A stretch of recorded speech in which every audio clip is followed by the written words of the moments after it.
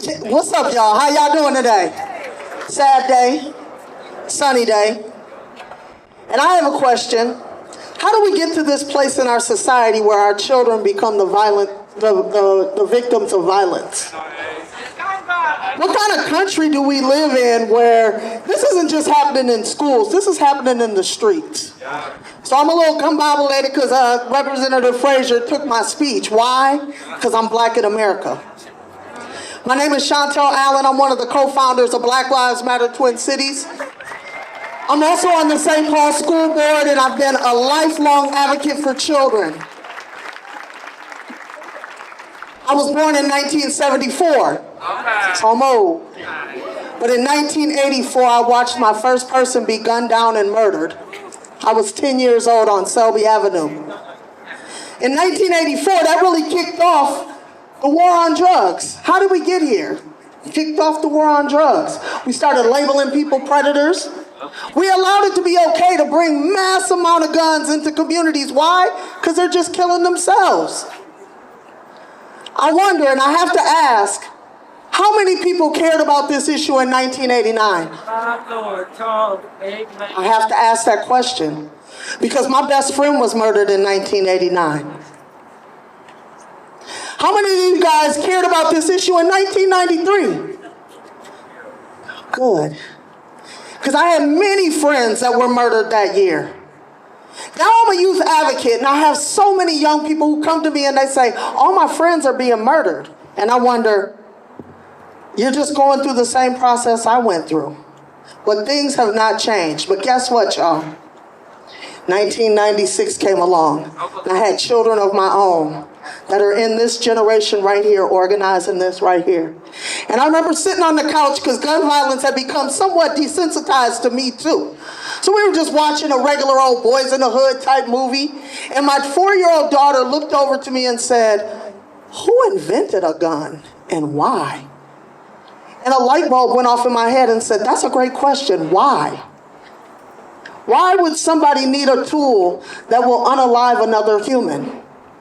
Why would somebody need a tool that would unalive another animal? If you can't catch it, then you can't eat it.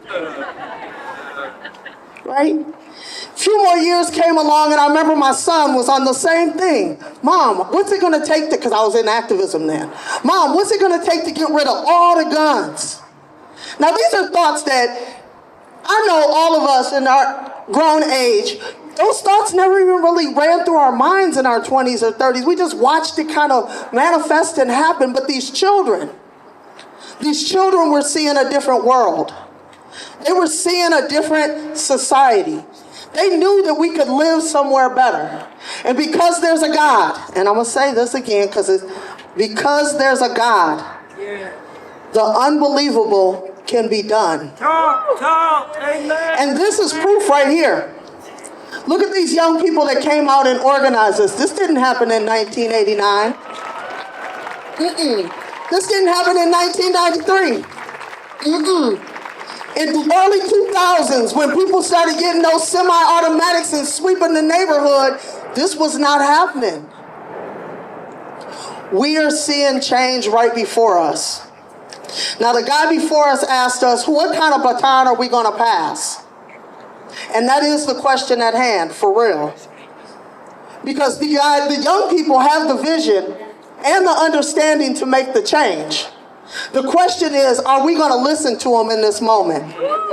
They came with some real simple demands. You know, as a Black Lives Matter leader, I done had some real complicated demands. I done tried to push out there, right? I was trying to throw things out the sky. They came with real simple demands. Something that should just be expected. So now here's the question. What is our personal responsibility beyond just the people in the Capitol? Because see, when I walk down the street and I ride down the street, I pay attention to every child. I make sure every child is safe at all times. I pull up on the block where the cats is at with the guns and make sure that their mindset is in a place that they're not going to use them. And the question is, I have another question. I missed one. How do we get to this society where people are attacked? How do we get to the society where children had to carry guns? Yeah, come on. And I know you guys are thinking they just do. No. In middle school, the streets are so unsafe that they actually have to pick up guns to defend themselves. We just saw the 11-year-old over in North Minneapolis. We just saw a 16-year-old killed an 11-year-old in North Minneapolis, and he got off on self-defense. He's not even being charged. Why? Because the 11-year-old also had a gun. How did we get to this place, y'all? Did we ignore things, policies that were coming across the table because we thought it was going to benefit us? Yeah, do the war on drugs. Let's start the gang task force and bring more heavy artillery into the community to target these individuals. What do you think happened after that? More guns came into the community. It just gets bigger and bigger and bigger. So what are we going to do today, and what is your personal responsibility? I always have to ask that question, because tomorrow is the first day of school all across this Twin Cities.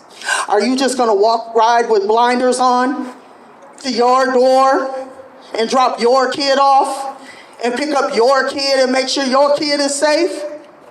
Or are you going to take the responsibility of your entire community? We need that right now, y'all.